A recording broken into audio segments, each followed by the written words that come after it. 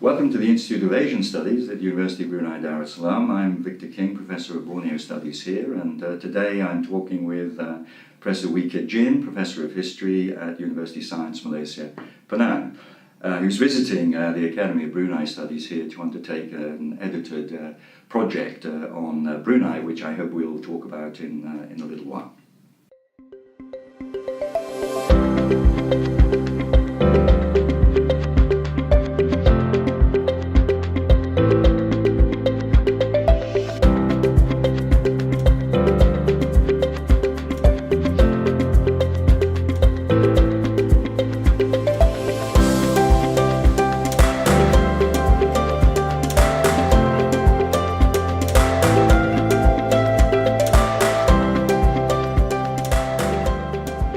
Touched on, Jin, the Historical Encyclopedia, the kind of masterwork. Maybe we can go on to that and say a few words about it, in which I was sort of involved and not involved in a way. You might you said no.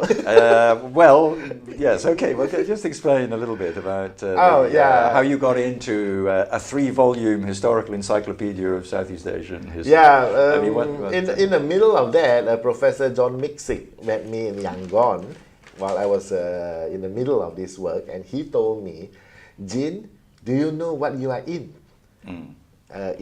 You know, I said, what, John? He said, you are leading cats. Because there were 130 contributors. And all of them are top-notch scholars. So the genesis of the encyclopedia was actually, I did an earlier work for this ABC Clio, their branch office in Oxford, that a book, some kind of a reference on Malaysian studies. Oh, you did an encyclopedia for Malaysia? Or it wasn't called, it wasn't It's not an encyclopedia, it's a single volume work reviewing works on Malaysia in different disciplines and suggesting to people who wants to work on any topic, which are the sort of books available or works available and not available, etc. You know, so it's like a guideline thing. Yeah, I think there was one on Brunei as well. Yes, it's a series of. Vaguely remember it. I reviewed the book. But, So it was in that series. Yeah, after having done that, when I was in Oxford, I happened to be in Oxford. I went to visit him, pay him a courtesy call. We had tea, and offhand he asked me, "What any new ideas do you have?" So I mentioned Nicholas Starling's 2-volume work on history of Southeast Asia. I say, frankly speaking, come on, how many people are going to read that heavy stuff? Well, with all those long essays. I mean, it's really heavy. So I said, I would like to see something available that if you just mention the word Aung San, I just want to see whether it's a river or somebody or what is this Aung San, I mean General Aung San. So he said, yeah, you're talking something like an encyclopedia or a good for a general reader. So that was it. Then I went back to Penang. Then I think 2 or 3 months later, he wrote to me. At that time we had email. He wrote to me. He said, could you kind of concretize our conversation a bit? So I wrote to him a proposal. This is more or less what I suggested. Then I turned to, it's his history. So I turned to Paul Kratoska to be together with me as co-editors, because I don't think at that time I could be the only editor. And Paul was working on some major project. So he said, no, I can't. So I wrote back to this guy and I said, the commissioning editor, I said, no go, I can't move on.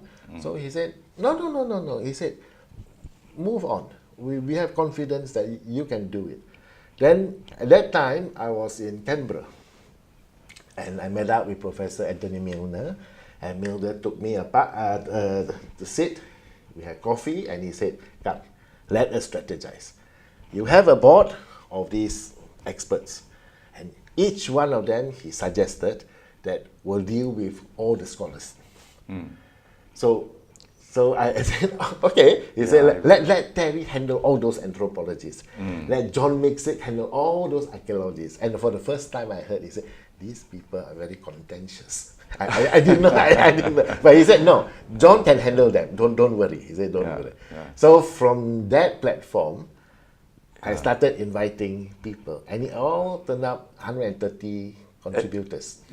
In pretty much everyone came up with what you wanted. So I work on the basis of recommendation by these senior people. What has happened to that now? I mean, is it still in print, or has it gone into another print? So far, it has been translated into Thai.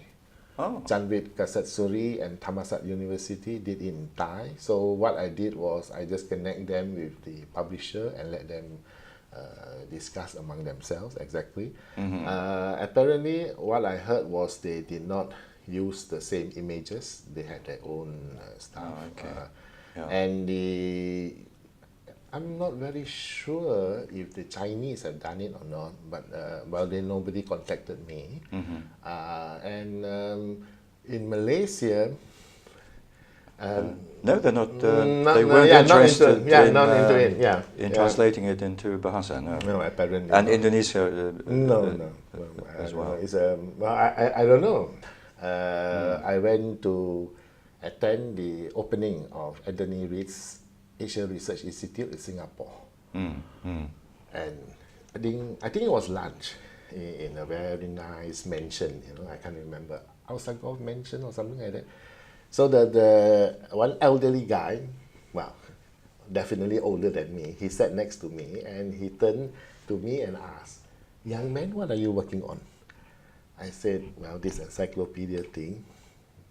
Then he just offhand, he said, "When it's published, we'll launch it."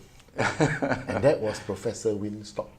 Oh, yes. Wim Stockhoff. Wim Stockhoff. Then he was one of the big powers in the land in Europe in Asian studies at that time. Then he told me, because he was the head of the IAS, he mentioned to me.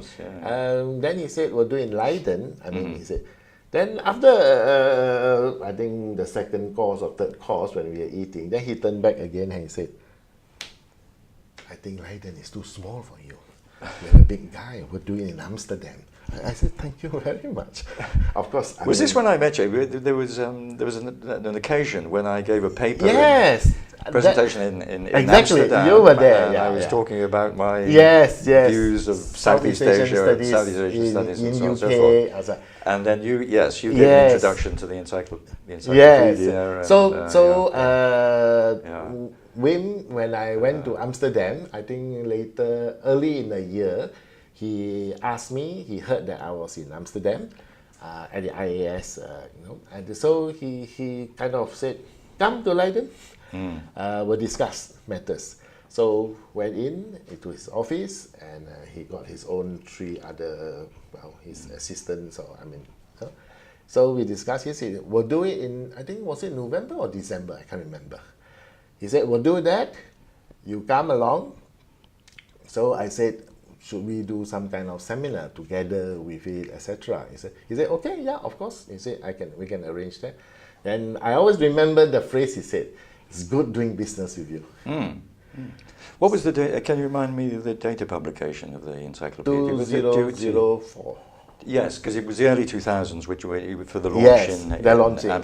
And the beautiful thing is, the secretary at the IAS Amsterdam branch, Helene Vandermin, she was able to book the hall where the gentleman 16 of the former VOC used to sit for their meetings. And it was so historical. And we launched it there. I remember it was in the afternoon. We had the seminar in the morning. So it was the only thing I got out of that was my presentation. Vincent Huben was there with, and I think Cynthia Chu, and they co-edited then a volume on Southeast Asia and changing perspectives on Southeast Asia, and so my paper was included in that. He was invited to talk about Southeast Asian studies in Europe. Yeah, that's right. You talk about the UK. I did a presentation on the UK. That's Yeah, right. but it Well, was that brings back memories. I'd actually sort of But it was a forgotten. very pessimistic talk. Yeah. Either Europe or UK, Southeast Asian studies was apparently Declining at I mean, that in the time. UK Yeah, at that and, time. and continue. I mean, the decline continued as it did in the Netherlands as well. And So I think Peter, I can't remember, Peter, he was saying that why are we so pessimistic or something like that. I remember one of the comments he made. A Dutch scholar was saying that.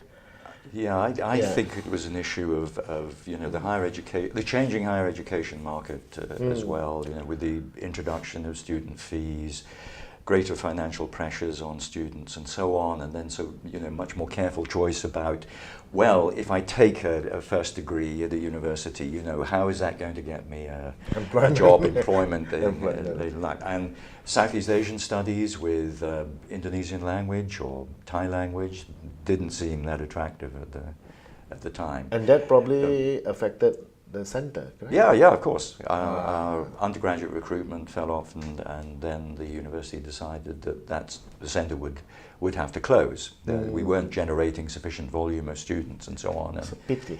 And yeah, we were doing great.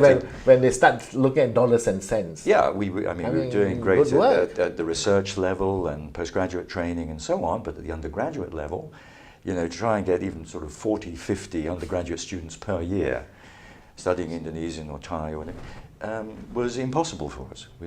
So we closed, and then we moved to Leeds.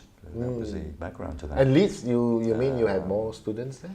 Well, because we were a kind of adjunct, we were a support for the major programs in Chinese studies and Japanese studies. I mean, similarly, we then went into a partnership with the University of Sheffield. They were the big centre for Japanese studies and Leeds for Chinese studies. So there was a decision to collaborate. And Southeast Asia was in between. Yeah, and then we were in kind between. Of piggyback. And that was when I moved over from Hull to Leeds, and they wanted some kind of neutral arbiter between the big Japanese guys in Sheffield and the Chinese guys in Leeds. And I was Southeast Asian studies and sort of Asian, but not in any camp. I wasn't in the Chinese camp, and I wasn't in the Japanese camp. So I took over as executive complete outsider. Yeah, complete outsider. And I took over as the executive director of the so-called White Rose East Asia Centre, which was a joint venture really between Leeds and Sheffield, and that's how it happened. And how? Yeah. Let's just move on very briefly. We were talking yesterday about this other project, the joint project we have in relation to, I'm not sure that we've actually decided on a firm title, but something along the lines of pioneers and critical thinkers in Southeast Asian studies. And this too has a checkered history, but we think we're coming to some kind of conclusion to it. Can you just say a little bit about that? First of all, it was a great